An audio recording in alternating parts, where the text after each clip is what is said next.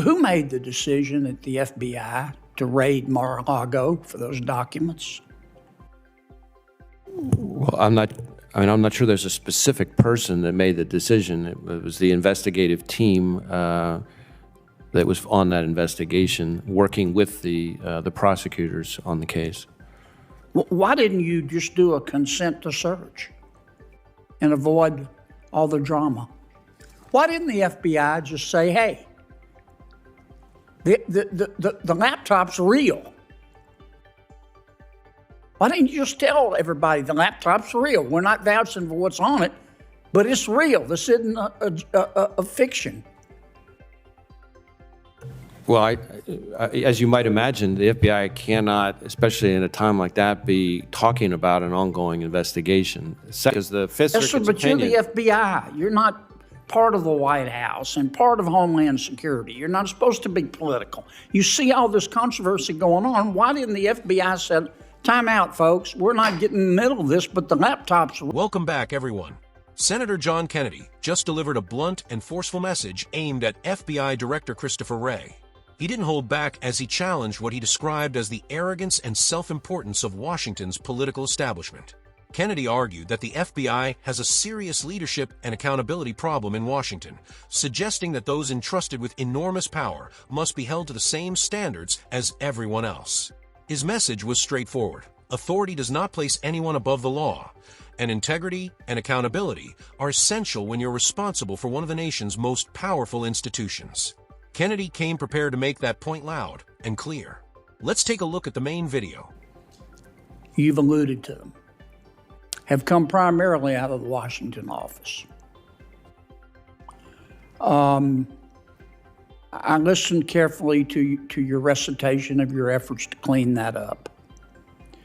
But I think most fair-minded Americans still wonder if there has been real accountability in all cases. And that's the spirit in which I'm going to ask you these questions. Who made the decision at the FBI to raid Mar-a-Lago for those documents?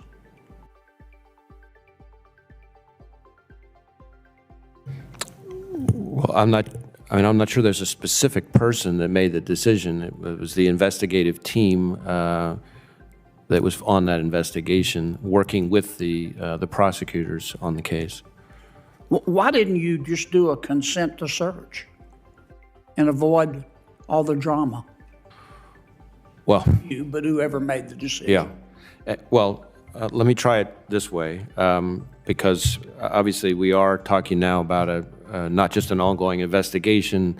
That's not just an ongoing investigation that's being led by a special counsel, but an ongoing investigation being led by a special counsel that's in front of a court with likely very strong views about what it is I can say publicly, which gets at some of your gracious comments about public commentary about cases. But I think if you, in that particular instance, if you look at the affidavit in support of the search warrant, and more importantly, the pleadings that were filed by the prosecutors in the case, they lay out in a very detailed way all the efforts that were made to ensure compliance short of proceeding to a search, as well as now has been charged, actual obstruction of justice. And so in my experience, again, speaking more generally now, both as a line prosecutor and now as FBI director, when it comes to obtaining classified information, retrieving it, we typically pursue the least intrusive means possible. But if those don't work, and certainly if there's obstruction of justice, which in this case as found by a probable cause standard by the judge, then it's pretty typical to resort to a search warrant.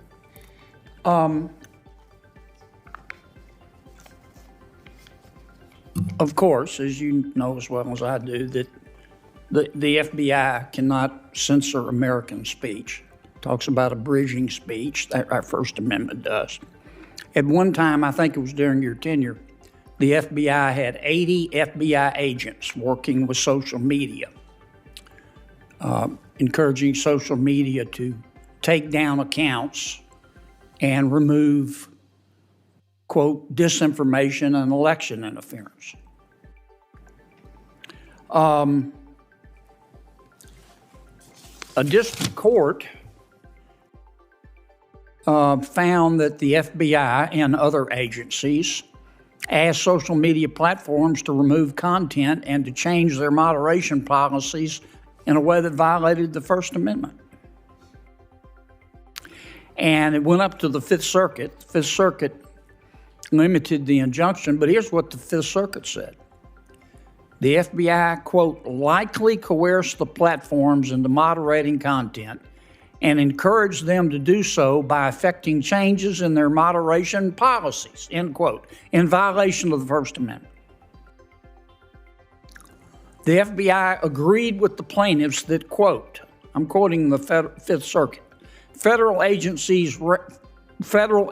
ran afoul of the First Amendment by coercing and significantly encouraging social media platforms to censor disfavored speech, including by threats of adverse government action, like antitrust enforcement and legal reforms. That's serious. Is the Fifth Circuit wrong? Well, as you may know, first off, let me just say the opinions talk about a whole bunch of other executive agencies besides the FBI, and I'm not going to speak to what the other agencies did or didn't do. But well, you weren't the only one. It was the White House. It was Homeland Security. But your folks were there too, all 80 of them, 80 agents. Well, but combing social media every day, calling Twitter, calling Facebook, take that down. Get rid of that account. And it wasn't just on election interference. It was on COVID vaccines. It was on lockdowns. So a couple things, and I appreciate the opportunity to clarify this. So first, on things like COVID vaccines and stuff like that, the FBI had no role in telling anybody to take anything down. In fact, as you may know, the FBI was the only agency back at that time, and the only agency in the entire intelligence community to reach the conclusion to moderate confidence that the origins of the pandemic were most likely a lab leak in China. We were the only agency, so we most certainly were not encouraging anybody to communicate differently on that. Second, even on the topics we did communicate with social media companies about, from everything I've seen, we in fact did not instruct anybody to take that information down. As to the Fifth Circuit's opinion, as you may also know, we actually hotly contest a lot of the findings, and not just the legal conclusions, but the actual factual findings, and the department has sought Supreme Court review, asked them to vacate the injunction. The Supreme Court's not only vacated the injunction, but granted cert, so I probably should leave it at that. Let me stop you a second. I've gone way over. I want to ask you one last question. We had a controversy during the election about Mr. Hunter Biden's laptop. And at that time, you had 80 agents interfacing with social media, doing whatever they were doing. The FBI had the Hunter Biden laptop, got it on December 9th, 2019. The New York Post story, which a lot of the social media companies at the suggestion of government took down, the story came out on 10/14/2020. Why didn't the FBI just say, hey, the laptop's real? Why didn't you just tell everybody the laptop's real? We're not vouching for what's on it, but it's real. This isn't a fiction. Well, as you might imagine, the FBI cannot, especially in a time like that, be talking about an ongoing investigation. Second, I would tell you that at least my understanding is that both the FBI folks involved in the conversations and the Twitter folks involved in the conversations both say that the FBI did not direct Twitter to suppress. But others were in government. Well, I can't speak to others in government. That's part of the point that I was trying to make, because the Fifth Circuit's opinion. But you're the FBI. You're not part of the White House and part of Homeland Security. You're not supposed to be political. You see all this controversy going on. Why didn't the FBI say, time out, folks, we're not getting in the middle of this, but the laptop's real? Again, we have to be very careful about what we can say, especially in the middle of an election season, because that's precisely some of the problems that led to my predecessors' negative findings from the Inspector General. Did you hear a gavel? Thank you, I Senator heard a Kennedy. gavel. Thank you, Senator Kennedy. This was the part of the hearing that raised the biggest questions. Senator John Kennedy brought up a Fifth Circuit ruling concerning allegations that the FBI pressured social media platforms over content involving the First Amendment.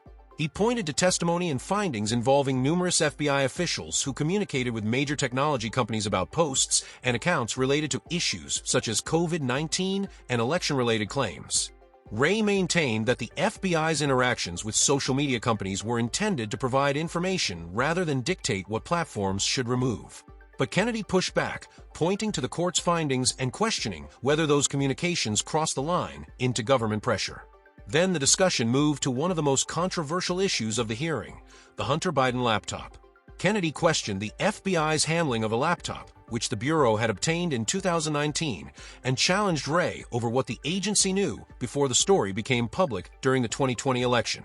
Kennedy's central question was straightforward. If the FBI knew the laptop existed and had information about its authenticity, why wasn't that information publicly acknowledged when the controversy erupted?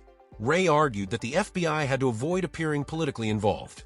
Kennedy rejected that explanation, arguing that choosing not to speak could itself have political consequences, particularly during an election season.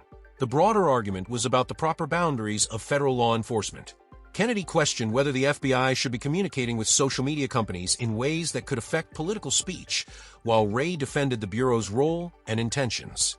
Ultimately, the exchange centered on accountability, government influence, free speech, and the responsibility of federal agencies to maintain public trust. Kennedy clearly wanted answers about where those boundaries should be drawn and whether the FBI crossed them. What do you think? Should Director Wray have faced greater accountability over the FBI's handling of these controversies? Drop your thoughts in the comments, hit like, and subscribe for more hearing breakdowns. Stay vigilant.